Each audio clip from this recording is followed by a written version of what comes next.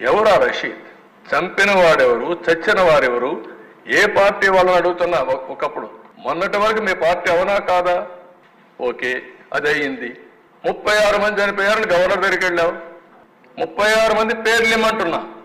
రషీదు ఎవరైతే చంపారో వాళ్ళని అరెస్ట్ చేశాం.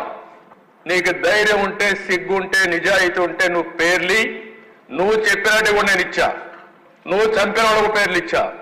వాళ్ళపైన కూడా యాక్షన్ తీసుకుంటా. మళ్ళా ఆ కేసులను నువ్వు ఓపెన్ చేస్తా. ఈ రోజు నువ్వు చెప్తున్నావు, దానిపైన కూడా నేను యాక్షన్ తీసుకుంటా. సిద్ధమా అని సవాలు విసురుతున్నాను అధ్యక్ష. మాయ మాటలు మాట్లాడద్దు, దొంగ ఏడుపులొద్దు, నంగి మాటలొద్దు. బాబాయిని చంపేసే ఇప్పటికి కూడా ఊకిల్డ్ బాబాయి తెలియదు. చెప్పాల్సిన బాధ్యత లేదా? మాకు తెలియజేయాల్సిన బాధ్యత లేదా? దోషుల్ని నిలబెట్టాల్సిన బాధ్యత లేదా అని అడుగుతున్నారు అధ్యక్ష. మిమ్మల్ని ఎవరన్నా ఉన్నారు, ఆ విషయాలన్నీ కూడా పెడతాను. ఒకే మాట చెప్పాను, ఎవరైనా సరే తప్పు చేస్తే వాళ్ళని శిక్షిస్తాం.